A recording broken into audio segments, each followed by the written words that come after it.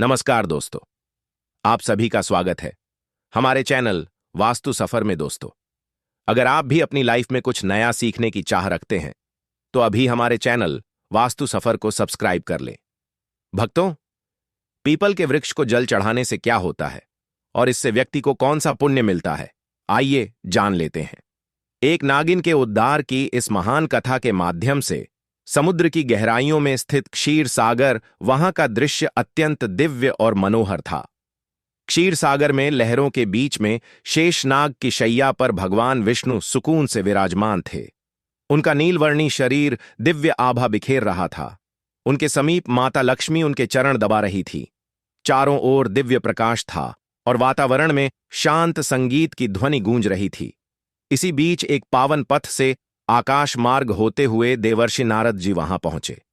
नारद जी के हाथ में उनका दिव्य वीणा था और मुख पर हल्की चिंता की रेखाएं थीं। भगवान विष्णु ने नारद जी को देखा और मंद मुस्कान के साथ कहा, पधारो नारद, तुम्हारा स्वागत है। ऐसा प्रतीत होता है कि तुम कुछ व्यग्र हो। क्या बात है? क्या तुम्हारे भ्रमण में कोई अनहोनी घटी है? नारद जी ने शीश झुकाकर भगवान विष्णु को प्रणाम किया और कहा, हे प्रभु, मैं अभी अभी पृथ्वीलोक से लौटकर आ रहा हूं। पृथ्वी का भ्रमण करते हुए मैंने एक अत्यंत विचित्र दृश्य देखा। वहां कुछ लोग पीपल के वृक्ष को काटते हुए दिखे, जैसे उन्हें उसके महत्व का कोई ज्ञान ही ना हो। दूसरी ओर कुछ तपस्वी मुनि और साधक उस वृक्ष की पूजा कर रहे थे। वे उसकी परिक्रमा करते, उस पर जल अर्पित करते और मंत्र उच्चारण करते हुए भगवान विष्णु की स्तुति कर रहे थे।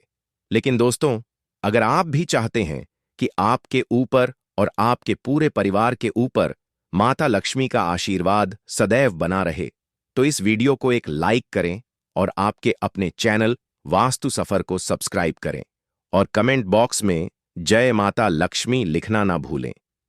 हे प्रभु, इस विरोधाभास को देखकर मेरे मन में एक जिज्ञासा उत्पन्न हुई है। पीपल का वृक्ष आखिर इतना पवित्र क्यों माना जाता है? कुछ लोग इसकी पूजा करते हैं, जबकि कुछ अज्ञानवश इसे काटने का पाप कर बैठते हैं। कृपा करके मुझे इसका रहस्य समझाइए ताकि मैं इस ज्ञान को दुनिया में फैला सकूं। भगवान विष्णु ने मुस्कुराते हुए नारद से कहा, हे नारद, तुम्हारा प्रश्न बहुत ही महत्वपूर्ण है। पीपल का वृक्ष कोई साधारण वृक्ष नहीं है। यह स्वयं मेरे स्वरूप का प्रतीक है। यह देवताओं का निवास स्थान माना जाता है और इसकी पूजा करने से मनुष्य के सारे पाप नष्ट हो जाते हैं। साथ ही उसे मोक्ष की प्राप्ति भी होती है। मैं तुम्हें पीपल के महत्व से जुड़ी एक कथा सुनाता हूं, जिससे यह स्पष्ट हो जाएगा कि यह वृक्ष इतना पवित्र क्यों है और इसकी पूजा क्यों करनी चाहिए। सुनो, इस कथा का केवल वर्णन और श्रवण ही मनुष्य के लिए पुण्यकारी होता है। जो भी इस कथा को श्रद्धा और भक्ति के साथ सुनता या सुनाता है, उसे अनगिनत पुण्य प्राप्त होते हैं। इतना ही नहीं, इस कथा को सुनने से जन्म जन्मांतर के संचित पाप भी नष्ट हो जाते हैं, चाहे किसी ने अज्ञानवश कितना भी बड़ा पाप क्यों ना किया हो। इस कथा के श्रवण से उसे उन पापों से मुक्ति मिल जाती है। जो व्यक्ति श्रद्धा से इस कथा को सुनता है, उसे अपने पितरों का आशीर्वाद प्राप्त होता है। इस वृक्ष के नीचे बैठकर पूजा करने और इसकी परिक्रमा करने से भी अपार पुण्य फल मिलता है। इसलिए हे नारद, जो भी इस वृक्ष की महिमा को समझे, उसे कभी भी इसे काटने जैसा पाप नहीं करना चाहिए, बल्कि सच्ची श्रद्धा से इसकी पूजा करनी चाहिए। उसके पूर्वज संतुष्ट होते हैं और उसे सुख, समृद्धि और शांति का वरदान देते हैं।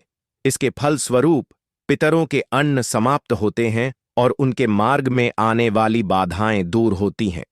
इस कथा को सुनने वाला व्यक्ति अपने घर में दुर्भाग्य, दरिद्रता और कष्टों को दूर करता है। उसके परिवार में सुख, समृद्धि और लक्ष्मी का वास होता है। उसका जीवन सदा मंगलमय रहता है। यदि किसी स्त्री पुरुष को संतान सुख की प्राप्ति में बाधा हो रही हो, तो वह इस कथा को श्रवण करके पीपल के वृक्ष की पूजा करें। उसे संतान सुख की प्राप्ति अवश्य होती है। नारद जी ने आनंद और जिज्ञासा से कहा, प्रभु, मैं ध्यानपूर्वक सुन रहा हूं, कृपया इस कथा का वर्णन कीजिए। भगवान विष्णु ने कहा, हे नारद, पूर्व काल की बात है। एक अत्यंत गरीब व्यक्ति रहता था जिसका नाम हरिदास था। हरिदास ईमानदार और परिश्रमी था, लेकिन उसका जीवन अत्यंत कठिनाइयों से भरा हुआ था। वह जंगल से लकड़ियां काटकर उन्हें बेचता और जैसे तैसे अपने परिवार का भरण पोषण करता था। उसका परिवार बड़ा था। बूढ़े माता पिता, उसकी पत्नी गायत्री और 3 छोटे छोटे बच्चे। हरिदास दिन रात मेहनत करता, फिर भी परिवार के लिए पर्याप्त भोजन जुटाना मुश्किल हो जाता। उसके घर में किसी भी प्रकार का धार्मिक कार्य नहीं होता था और ना ही देवताओं की पूजा अर्चना होती थी। हरिदास को शास्त्रों और धार्मिक महत्व के विषय में कुछ भी ज्ञान नहीं था। एक दिन हरिदास हाथ में कुल्हाड़ी लिए जंगल की ओर निकल पड़ा। वह सुबह से ही जंगल के एक एक कोने में घूमता रहा, पर उसे लकड़ियां तो दूर, एक भी सूखा पेड़ नहीं मिला। उसकी थकान बढ़ती जा रही थी। सूरज आसमान के बीचों बीच चमक रहा था और हरिदास की चिंता बढ़ती जा रही थी। अगर वह आज लकड़ियां नहीं ला पाया तो घर का चूल्हा नहीं जलेगा। भूख और प्यास से परेशान होकर वह जंगल में और आगे बढ़ता गया। जंगल का यह हिस्सा बहुत डरावना था। ऊंचे ऊंचे पेड़, घनी बेलें और झाड़ियां इतनी घनी थीं कि सूरज की रोशनी भी मुश्किल से ही जमीन तक पहुंच पाती थी।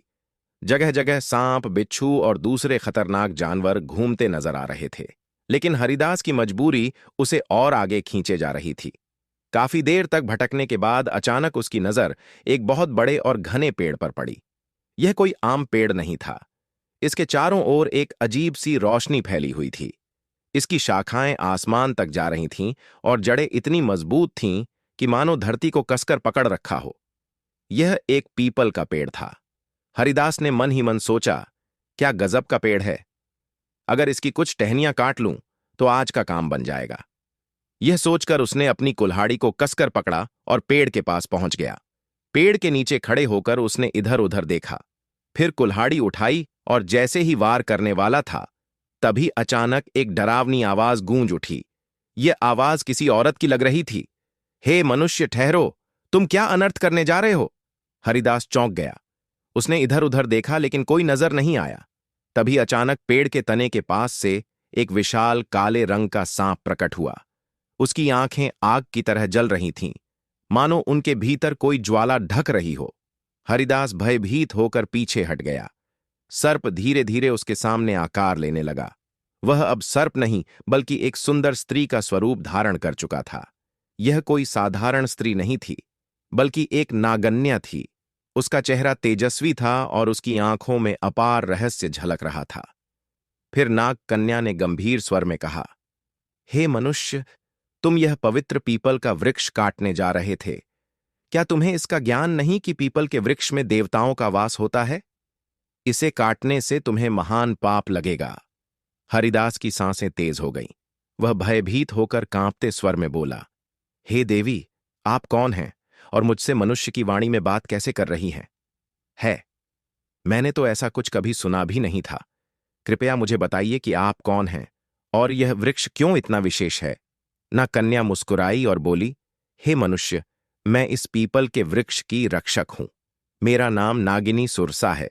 यह वृक्ष मेरे लिए बहुत प्रिय है, क्योंकि इसी वृक्ष में मेरा वास है और यह है।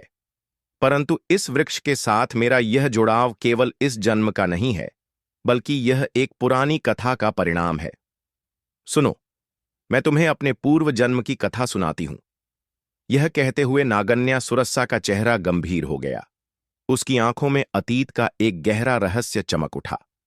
हरिदास विस्मय और जिज्ञासा से उसकी ओर देखने लगा, क्योंकि यह सब उसके लिए अत्यंत अद्भुत और विचित्र था। नाग कन्या ने अपना वृतांत आरंभ किया।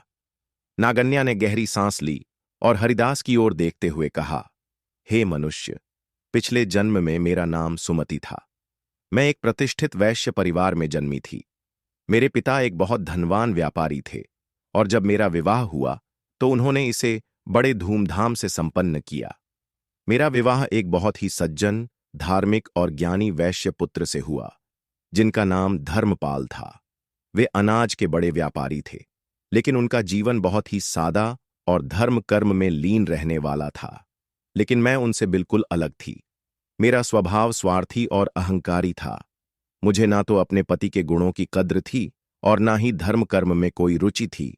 मैं देवी देवताओं की पूजा को व्यर्थ समझती थी और मेरा मन केवल सांसारिक सुखों और धन दौलत में ही लगा रहता। मेरे पति हमेशा समझाते कि हमें जीवन में अच्छे कर्म करने चाहिए, देवताओं की पूजा करनी चाहिए, लेकिन मैं उनकी बातों को हंसी में टाल देती थी। हमारे गांव के पास एक मुनि का आश्रम था जो बहुत ही शांत, पवित्र और प्रकृति की गोद में बसा हुआ था। वहां का वातावरण इतना निर्मल और दिव्य था कि वहां पहुंचते ही मन को असीम शांति का अनुभव होता था। मुनि ने अपने आश्रम के आंगन में एक छोटा सा पीपल का पेड़ लगाया था।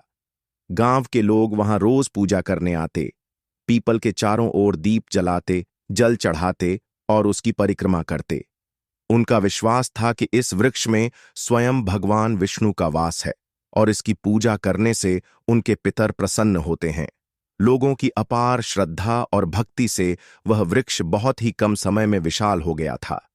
एक दिन की बात है, मैं उसी आश्रम के पास से गुजर रही थी।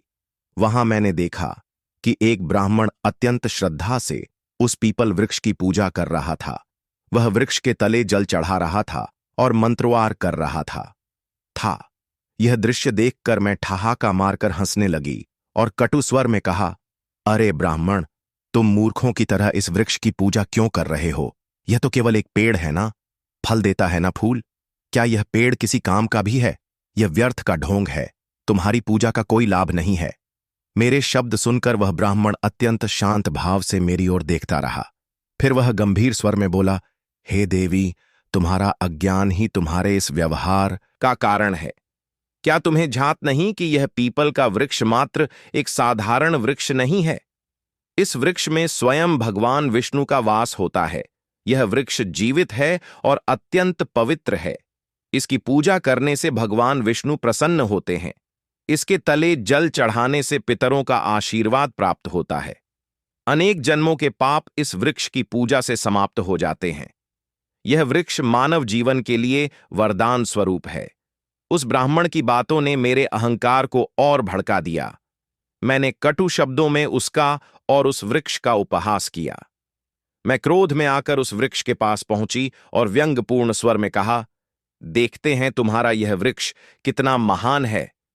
यह कहकर मैंने आवेश में आकर पीपल के वृक्ष को लात मार दी। जैसे ही मेरी लात उस वृक्ष को लगी, उसी क्षण एक विचित्र घटना घटी। मेरे पैर से लेकर शरीर के अन्य अंगों में जलन होने लगी। वह जलन असहनीय थी। मैंने देखा कि मेरे शरीर में परिवर्तन हो रहा था। धीरे धीरे मेरा रूप बदलने लगा।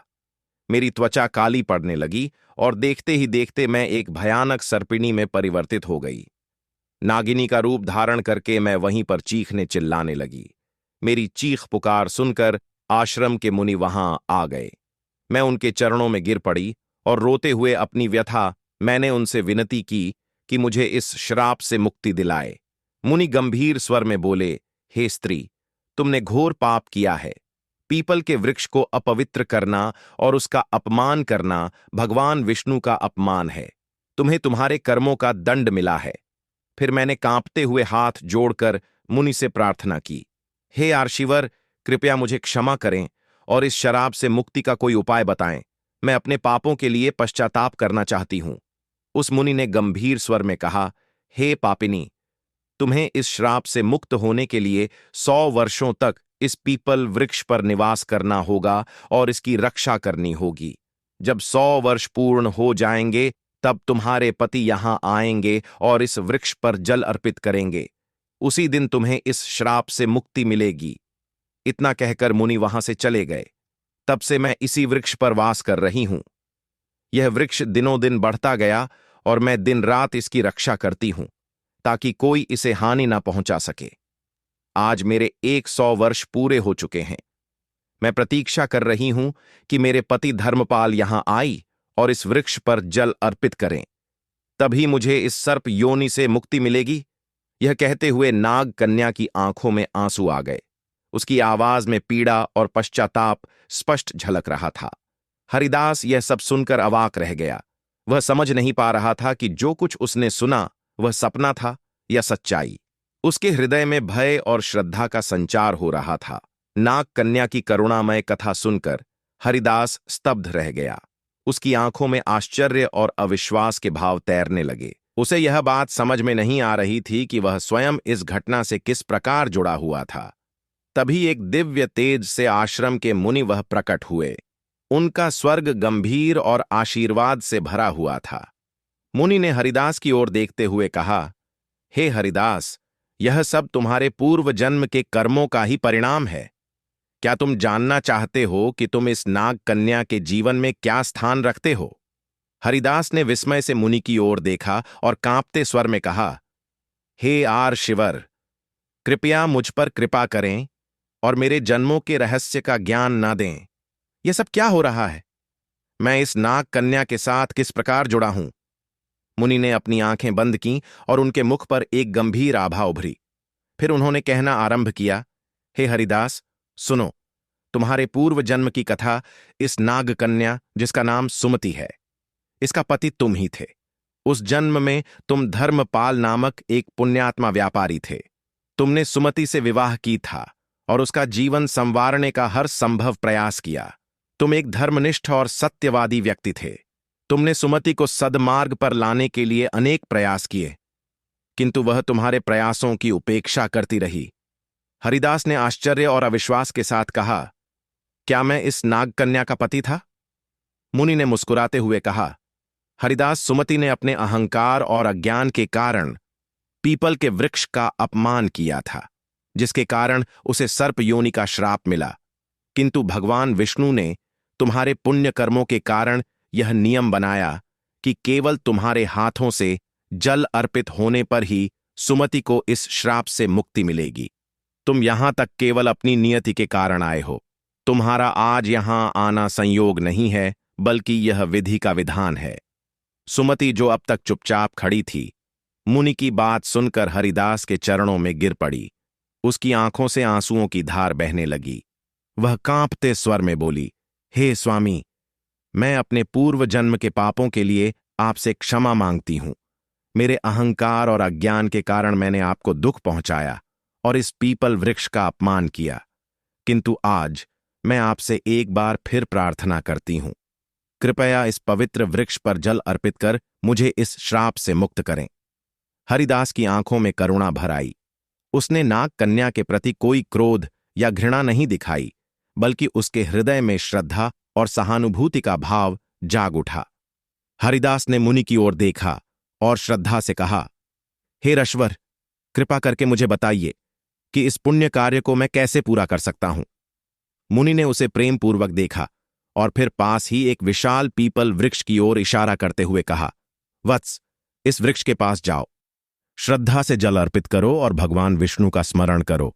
ऐसा करने से तुम्हारे पूर्व जन्म के बंधन समाप्त हो जाएंगे और सुमति को भी मुक्ति मिल जाएगी।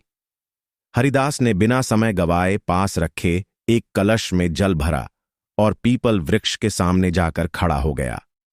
उसने आंखें बंद की, मन ही मन भगवान विष्णु का ध्यान किया और फिर श्रद्धा से जल अर्पित करने लगा। जैसे ही जल की धार पीपल के जड़ों तक पहुंची, वहां एक अद्भुत घटना घटी। अचानक पीपल वृक्ष के नीचे एक दिव्य प्रकाश फैलने लगा।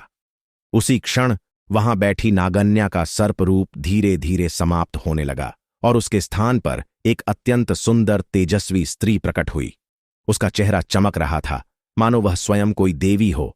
वह स्त्री अत्यंत भावुक होकर हरिदास और मुनि के चरणों में झुकी और हाथ जोड़कर कहा, हे स्वामी, आपके पुण्य और भगवान विष्णु की कृपा से मुझे आज इस अभिशाप से मुक्ति मिल गई है।